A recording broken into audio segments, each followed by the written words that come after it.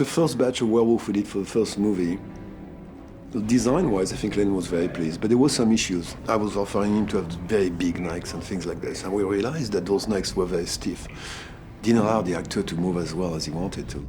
And one of the biggest things that I wanted to change about the suits was the mobility with just the actor's neck, because we had this fairly thick neck on the werewolves, and it's a full solid piece of like foam rubber or whatever. And so once you got the guy in the suit, he looks a bit like an action figure because he just moves around and he looks like he's in a neck brace.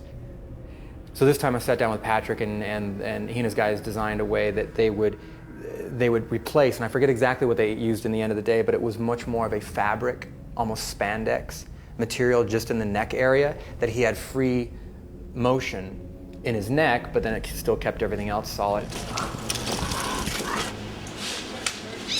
The black werewolves are the same sculpts, but all redone, same mechanics.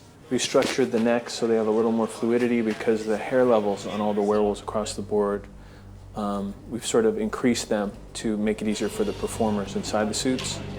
So the original wolf you saw in the first movie are now coming back, but with much more hair on their skin. So it allows us to hide those necks, but now they move better. We really stuck tight to the original designs on the first one, and having done that, we said, okay, what can we adjust a little in the design to give Len more freedom in shooting him, and give the guy inside the suit more freedom and safety, for that matter, to get all the shots needed for the show.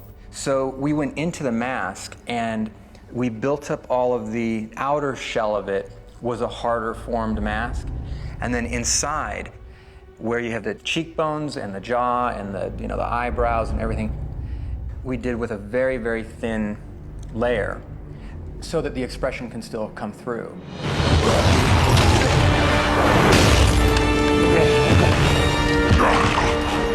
Back actually on the first Underworld, we started to explore a couple ideas of selective density materials when we run the foam rubber. And what that kind of does is sort of let you choose your battles where the folds are going to happen in the suit and try to match things more anatomically correct. Because the suits are as big as they make the guys look, and in a lot of areas they're very thin, and if you don't do some form of, let's call it artistic reinforcement, they don't fold right in the muscle groups. And that's something that we've started then, and we just keep improving it. So we're pretty happy with how the suits turned out this time. There's not much we'd improve on them. They're very tight-fitting suits, and we still do the same KY trick. We take the guy, once he's in the legs and the waist is attached, we slather his whole hand, arm, all the way up here to his shoulder with KY and just kind of slip him into it. As suits go, this isn't bad. I mean, it's not like I'm sitting at home in front of my TV relaxing on my couch, but as suits go, this is nice. A big issue we had from the first one to the last one is we had a really small, I guess we'd call it paw print, that we designed around on the first one, which looked really neat, but as far as a practical piece, it didn't really give the guys a strong platform, let's say, to walk off of. So one of the things we explored on this one is before we even built the suits, we did some wider paw prints and changed a few bits of the orientation on the leg extensions. Once we got one that the performers were really happy with, we then based the sculpts on what worked with the foot pieces, kind of the reverse of the first one. So the guys do great on them. I mean, they can just stand there on one foot, do all kinds of crazy things they couldn't do on the first one. The leg extensions are pretty tremendous this go around. This is what they look like from the side, and you'll see here there's a cable in the back that's attached down at the bottom of the heel to prevent us from pitching too far forward. Kevin made these so that they're adjustable, so that the feet can crank down so I don't have to work so hard to maintain my balance. Underworld 2 is much more technologically advanced in our ability to change parts, for the ability of the performer to perform in a lifelike manner. 2, 1, go! It should really help the creature do its best and look as realistic as possible. Okay, Kurt, head on down. Okay. Guys in the creature suits, I think it's quite a funny job to have, to be honest, because You look at these guys' resumes, and it's I played I played the creature in Mimic, and I played Harry and the Hendersons, and I played and so these guys have these resumes, and when you actually start to work with them, you start to recognize them in other movies because of their movements. Like I know that our one of our guys that was playing William, Brian Steele, he had just come off of Doom, and he was playing one of the creatures in Doom. Well, when I'm watching Doom, just the way that he rises into camera and the way that he performs, I can watch Doom, and there's this creature just full of there's this massive creature suit, and I look and I go, I just see Brian. I mean that's Brian right there, and so you start to recognize these guys through their makeup. Still, brother. It's me. On this new movie, we have a new werewolf. We have William, which is a totally different take. In a sense, kind of more traditional werewolf as you know them, more like a wolf head and things like this. The look on the William Wolf, there's just a whole neat flow to the white one. It takes 3 guys on radios to do the animatronics, plus the performer inside.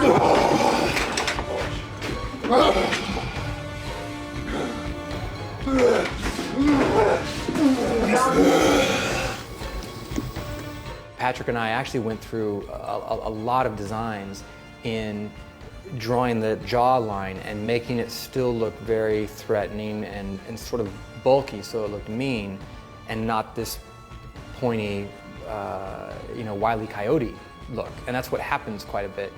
So we actually have a fairly heavy, pronounced jaw on William still.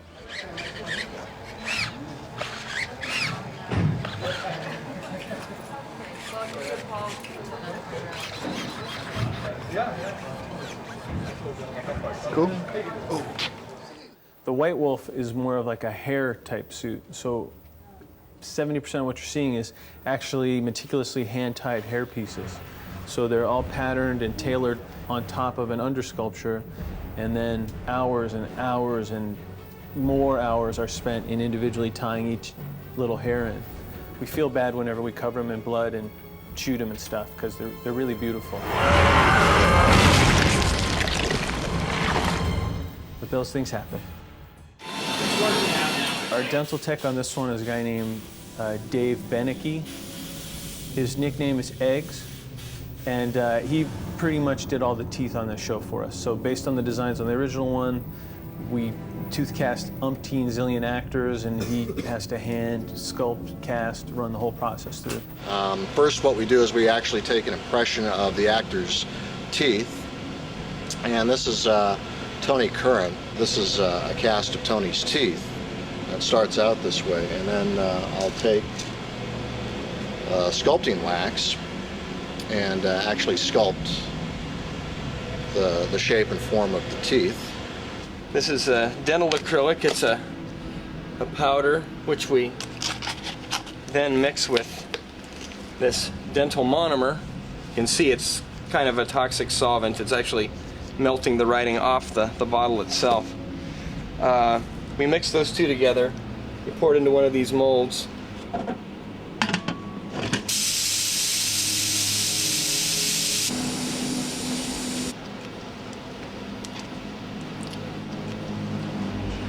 Here we are, vampire teeth. Everything has to be done on articulators so we can reproduce the actor's real bite, because Tony has a lot of dialogue in this. We want to make sure that he's able to speak and everything moves, so he's not restricted in any way with his performance, with the way that the teeth fit.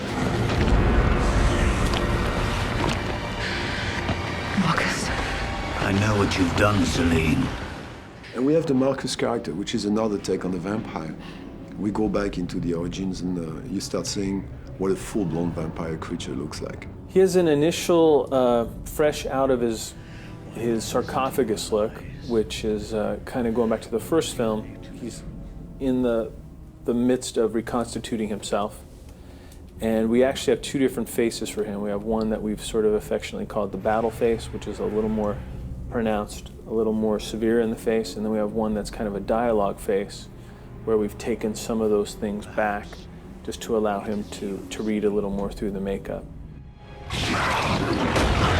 I've got wings and I fly, which is really, really cool actually, because it's an amazing makeup that Patrick and the guys have put together. You know, he had a tough job ahead of him too, because we just piled on makeup, and he'll talk about it that it's just, you know, Wiseman puts me in just 7 hours of makeup or whatever it is, and then ask him to act through that. And he's got layers and just, I can't imagine having to practice to see what he's doing inside the mask and what's actually being seen on the outside. They put my manskirt on, you know, they put my jacket on, they put my teeth in, they put my eyes in, they cover me in blood, and they go, right, go on, act. Why would I listen to your lies when the journey to the truth is so much sweeter?